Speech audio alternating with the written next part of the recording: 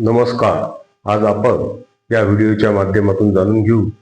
की आपल्या शेताला असलेला रस्ता जर कोणी अडवला तर त्यासाठी कायदेशीर काय तरतूद आहे. तर त्याकरिता असलेला शेत रस्ता अडवल्यास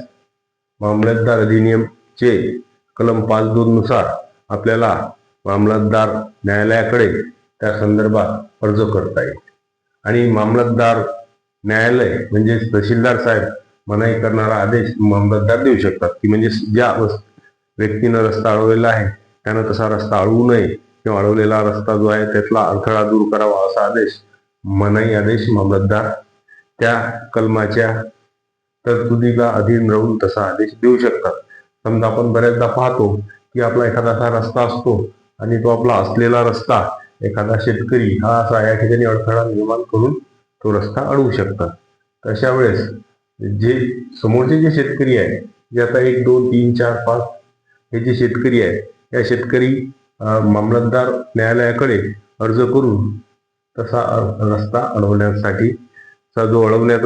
अडवलेला आहे त्या विरुद्ध आदेश घेऊन तो रस्ता मोकळा करून घेऊ शकतात. आणि अर्ज करण्यास कारण उद्भवल्यापासून 6 महिन्याच्या प्रकरण न्यायालयाकडे दाखल करायचे. म्हणजे तहसीलदार साहेबांकडे जेव्हापासून रस्त्याचा अडथळा निर्माण झाला तेव्हापासून 6 महिन्याच्या आत प्रकरण दाखल करायचे. समजा 1 तारखेला 1 जानेवारी 2026 ला जर एखाद्या व्यक्तीनं रस्त्यात अडथळा निर्माण केला तर तिथून 6 महिने म्हणजे जून महिन्यापर्यंत तुम्ही न्यायालयात त्या रस्त्याच्या अडथळ्याबद्दल दाद मागू शकता. आणि त्या दिवशी ज्या दिवशी अडथळा निर्माण केला त्या दिवसापासून दाव्यास कारण झालं असं तुम्हाला म्हणता येईल किंवा अर्जास कारण झालं असं म्हणता येईल. आणि अर्जामध्ये अर्जदाराचे नाव, पत्ता, वय, व्यवसाय तसेच त्या विरुद्ध जो गैरअर्जदार असला म्हणजे ज्याने रस्ता अडवलेला आहे त्या अर्जदाराचं नाव, वय, पत्ता आणि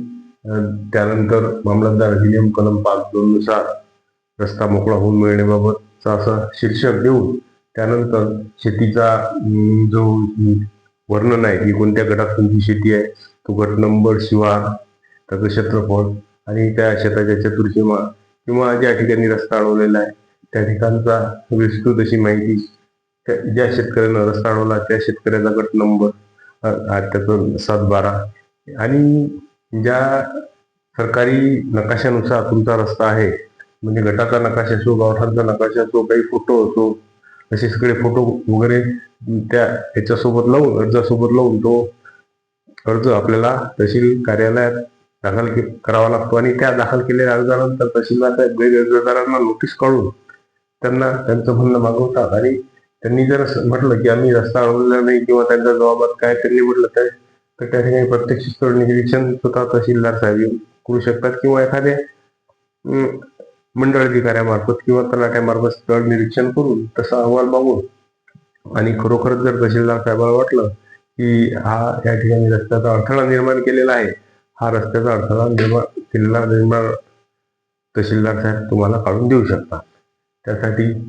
त्यानंतर स्थळ निरीक्षण झाल्यानंतर मी प्रतिज्ञालेख देऊन किंवा खरोखर आमचा म्हणजे पुरावा प्रतिज्ञालेख की आमचा खरोखर रस्ता अडवलेला आहे, आम्ही जो अर्जातला मजकूर आहे तो संपूर्ण खरा आहे, बरोबर आहे, हा प्रतिज्ञालेख देऊ आणि दोन्ही पक्षाचे युक्तिवाद ऐकून तहसीलदार साहेब तुम्हाला मामलतदार अधिनियमचे कलम 5 नुसार एक आदेश देऊन तुमचा रस्ता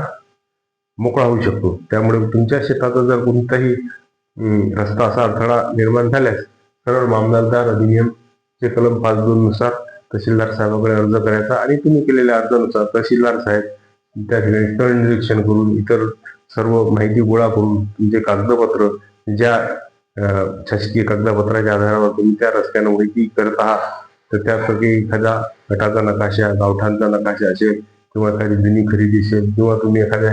सर्वे नंबर मधले पोट हिस्सेदार असाल आणि पोट हिस्सेदार असल्यामुळे तुम्हाला त्या सर्वे नंबरवरून तुमचा जाणं येणं चालू असते. तशा वेळेस तुमचा जो रस्ता अडवलेला आहे त्या रस्त्याचे फोटोग्राफ वगैरे दाखल करून तुम्ही तहसीलदार साहेबांकडून तुम्हाला योग्य असा न्याय या कलमाअंतर्गत मामलतदार अधिनियम कलम 5(2) नुसार तुम्ही मिळू शकता. तर ही झाली रस्त्यात अडथळा निर्माण असल्याच्या बाबत कायदेशीर काय तरतूद आहे आणि आपल्याला रस्त्यात अडथळा निर्माण झाल्यास काय करता येईल त्या संबंधीची ही आपण थोडक्यात माहिती या ठिकाणी घेतलेली आहे. पुन्हा भेटू अशाच एखाद्या नवीन विषयासह. तोपर्यंत गुड डे आणि गुड बाय.